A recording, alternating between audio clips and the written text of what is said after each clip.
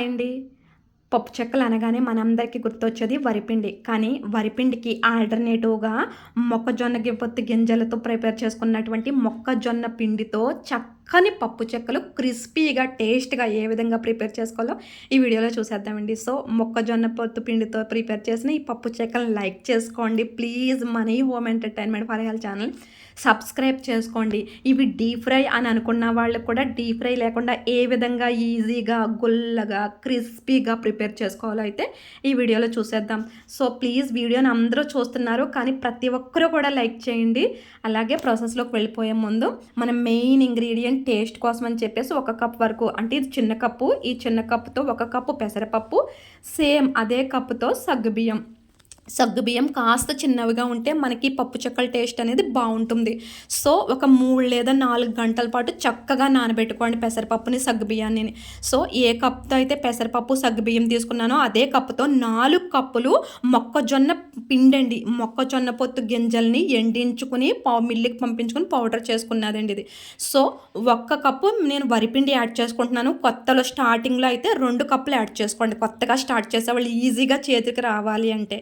So, 3-4 గంటలు నానినటువంటి పెసరపప్పు, సగ్గుబియ్యాన్ని బాగా వాష్ చేసుకుని చక్కగా ఈ మొక్కజొన్న పొత్తు పిండికి అలాగే వరిపిండికి వేసుకొని ఫైనల్‌గా నువ్వుపప్పు వేసేసుకోండి. ఈ నువ్వుపప్పు డ్రై రోస్ట్ చేసిందైనా పర్వాలేదు, లేదంటే పచ్చి నువ్వుపప్పు అయినా పర్వాలేదండి. ఎలా అయినా యాడ్ చేసుకోవచ్చు.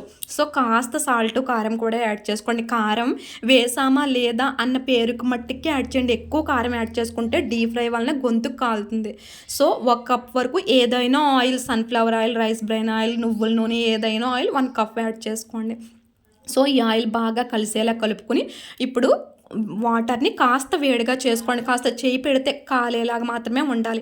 అలాంటి వేడి వేడి వాటర్‌తో ఈ పప్పు చెక్కల్ని, అంటే మొక్కజొన్న పొత్తు పిండితో ఉన్నటువంటి వరిపిండి కాంబినేషన్‌లో ప్రిపేర్ చేసి పెట్టుకున్నటువంటి ఈ పిండిని వేడి వేడి వాటర్‌తో ఈ రకంగా గరిటె తీసుకుని ఒక టెక్స్చర్ వచ్చే వరకు గరిటె యూజ్ చేసుకుని కాస్త గోరువెచ్చగా అయిన తర్వాత చేతితో ఒత్తుతూ ఉంటే చాలా పర్ఫెక్ట్ టెక్స్చర్‌లో మనకి చెక్కలనేది రావడం జరుగుతుందండి.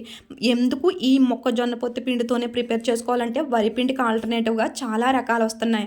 కానీ ఫైబర్ అధికంగా ఉండి, పోషకాలు సమృద్ధిగా ఉండి, తింటే కడుపు నిండుతుంది, పొట్ట బావుంటుంది, డైజెషన్ బావుంటుంది అన్నటువంటి ఏకైక ఐటెం ఈ మొక్కజొన్న పొత్తు. సో, వీటిల్ని మనం ఈ రకంగా ఎండించుకుని పౌడర్ పెట్టేసుకుంటే కనుక ఇలాంటి చాలా మంచి మంచి రెసిపీస్ అయితే ప్రిపేర్ చేసుకోవచ్చండి. సో, చూసారు కదా, ఈ మొక్కజొన్న పొత్తు పిండితో చేసుకున్నటువంటి ఈ మిశ్రమాన్ని చేత్తో 4 కలుపులు అటు ఇటు కలపండి. కలిపేటప్పుడు అటు ఇటు పక్కకు జారిపోతుందండి. కానీ 2 చేతులతోనే అయితే ప్రెస్ చేసి ఒక అరగంట లేదంటే 1 అవర్ పాటు బాగా నాననివ్వండి. సో, నానిన తర్వాత చూస్తే మీకు ఈ టెక్స్చర్‌లో ఉండాలండి. చూసారు కదా, అయితే ఇది మనకి వరిపిండి చెక్కల్లాగా చాలా ఫైన్‌గా వచ్చేస్తుందని అనుకోకండి. ఎందుకంటే మొక్కజొన్న పొత్తు పిండి విడిపోతుందండి. అది అతుక్కోవడానికి చాలా టఫ్. సో, చూసారు కదా, ఈ రకంగా ఒక ఆయిల్‌ని దగ్గర పెట్టుకొని అరిటాకుని తీసుకొని, లేదంటే మీ చేతినైనా పర్వాలేదు తీసుకొని చక్కగా ఆయిల్ అప్లై చేసుకుంటూ ఒత్తుకుంటే చక్కగా వచ్చేస్తాయి. అయితే ఇక్కడ నేను ఇది ఎంత క్లియర్‌గా చూపించడానికి గల కారణం, వరిపిండితో చేసిన చెక్కల్లాగా బాగా పలచగా ఎక్కువగా స్ప్రెడ్ అయ్యేలాగా ఒత్తితే చేతికి రావండి ఇవి. ఇలా చేతిలో వేసుకోగానే 2, 3 కింద విడిపోద్ది. ఆయిల్‌లో వేసే వరకు కూడా ఉండదు. సో, నేను ఇది ఎంత ఒత్తి ఎందుకు చెప్తున్నానంటే ఇంతంత ఒత్తుకోవద్దండి. ఇంతంత ఒత్తితే మనకి రావు. సో, అందులో హాఫ్ పరిమాణం అంటే 10 రూపీస్ కాయిన్ కన్నా కాస్త పెద్దది ఒత్తితేనే వస్తుంది. సో, ఈ రకంగా అయితే ఒత్తుకుని చక్కగా ఆయిల్‌లో డీప్ ఫ్రై చేసేసుకుంటే చాలా క్రిస్పీ అయి టేస్టీ, ఫైబర్ అధికంగా ఉన్నటువంటి మొక్కజొన్న పొత్తు పిండి చెక్కలు ఈజీగా ప్రిపేర్ చేసుకోవచ్చు.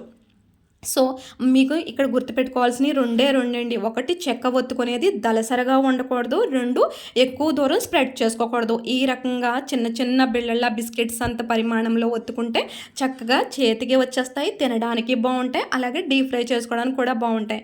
అంటే ఇది వరిపిండితో చేయకుండా మనం డిఫరెంట్‌గా మొక్కజొన్న పొత్తు పిండితో చేస్తున్నాం కనుక ఈ జాగ్రత్తలన్నీ తీసుకోవడం తప్పదు.